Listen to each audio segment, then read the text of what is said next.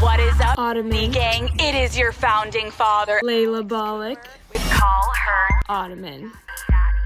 Hey guys, welcome back to another episode of Call Her Ottoman. Our guest on today's podcast is Ayla. Yes, we're so thankful to have her here today, and we've had a lot of you guys ask the question, if Ayla was going to trade or attack with the British Empire, what would she choose? But we're going to get to that at the end of the podcast. Let's go into a little bit of an introduction. I am Layla Balik, if you don't already know me. I am an Ottoman Janissary, and I'm also a podcaster on the side. And a little bit about you. Hi, I'm Ayla DeMercy. I'm also a Janissary, but I also am a merchant on the side. Yes, so before we answer that final question, we want to do a little bit of history on the Ottoman Empire, and I'll let Ayla handle that. Alright, so the Ottoman Empire has lasted over 600 years. We have expanded our empire across 3 different continents, including Asia, Europe, and Africa, which is amazing because none of those continents are like really close to each other. So yes, and since we have all of those continents a part of our empire, a little question for you: where does your favorite place in the empire to vacation to? I think somewhere in Europe. Europe is always nice to visit, and I don't know, just something about Europe is just a different vibe compared to Africa and Asia. We love Europe. It's so beautiful. Across 3 continents, you're not going to have just one religion, so we have multiple religions coexisting in our empire under the millet system, and we have a state religion, but we'll get to that later.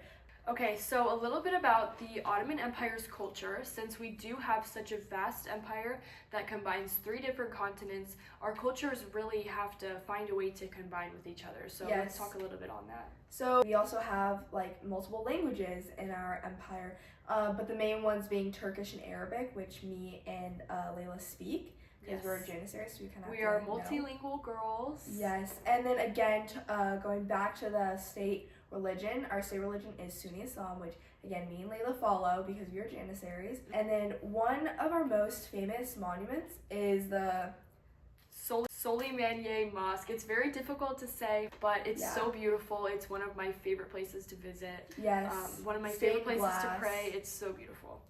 But let's talk a little bit about money and markets, because we know and love the Silk Road. It's one of our favorite places to buy things. And quick pause to talk about our sponsor of today's video, which is the Silk Road microphones. So cute. We're so glad that we have these. It literally adds such a great aspect to our podcast, because you can makes get our podcast come to life. Yes. And the Silk Road is a great place to buy basically anything. So go ahead and check that out, guys. I'll link that down below. But the Ottoman Empire trades through the Silk Road and the Mediterranean Sea route. Yeah, and as I said, I'm a merchant on the side, so most of the things that I trade off is like wheat, spices, raw silk, and cotton, but also sometimes here and there, if I make good money, I will get some luxurious items like carpet or glass. Okay, so let's talk a little bit about government. So we are Janissaries, a group of bureaucratic elites in the Ottoman Empire. We basically are local governors, and we ensure political influence, and we defend the Ottoman Empire, essentially. Yeah.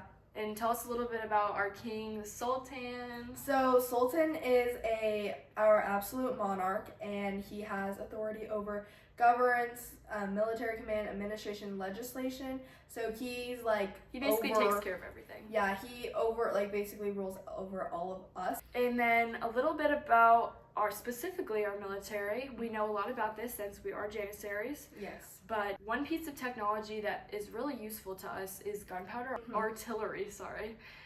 Gunpowder artillery is super useful in combat, and in battles. It's one of our favorite weapons to use.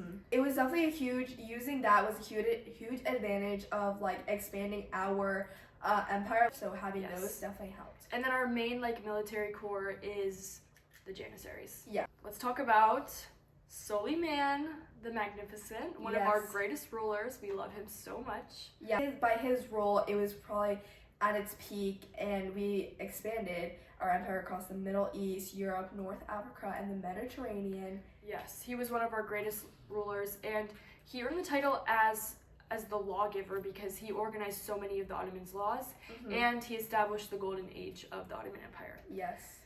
So let's get into a little bit about the British Empire, which is a really big part of our question.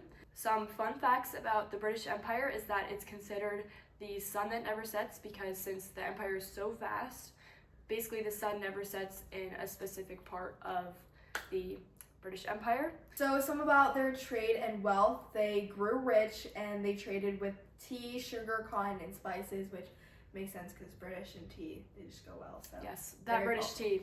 We do get that British tea throughout many trade routes, honestly.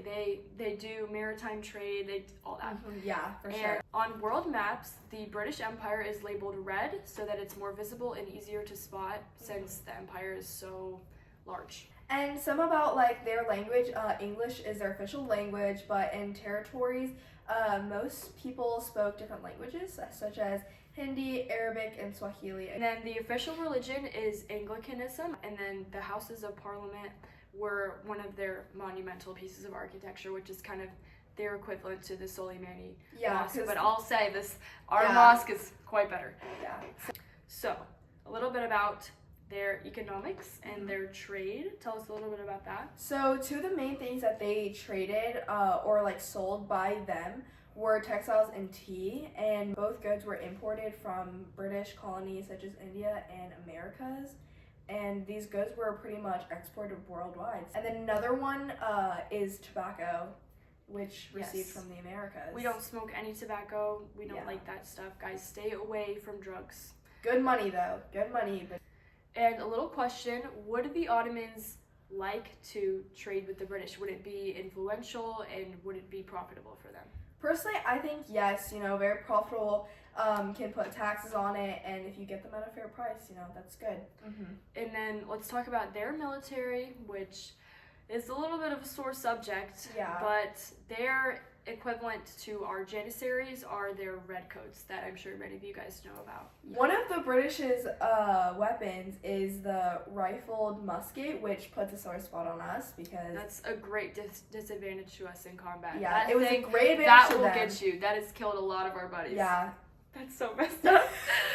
All right, and for our special guest, Queen Victoria. Yes! Everyone say hello to Queen Victoria. She was very influential in the British Empire. She was so influential that the British Empire actually named an entire era off of her called the famous Victorian era. Yes, and this era was known as stability and power. And when the empire reached its greatest size, she shaped Britain's role in modern also world. known as the Golden Age of the British Empire when Queen Victoria ruled. Yes. She is such a queen. We love her, and we're so thankful that we could have her on the podcast today. She's so cute, isn't she? Okay, so now for the final question, will Ayla trade or attack with the British Empire? This was kind of a difficult question to answer, but I have decided to trade with the British Empire. I've decided this because we could profit off of their British goods, and if we did battle with them, that our loss would not be the greatest. The loss would be imminent, because we told you about their artillery, and wow, it is unmatched. Yes, even if we have cannons, they have rifles that could just quickly be used. Cannons just a little slower, but pros and cons to both. Okay, so to end things off, I want to thank Ayla so much for coming on the podcast today. Yes, thank you so much. This episode was so fun. Yes, you're so fun to talk to, and I wish great things for you in the Thank you future. so much.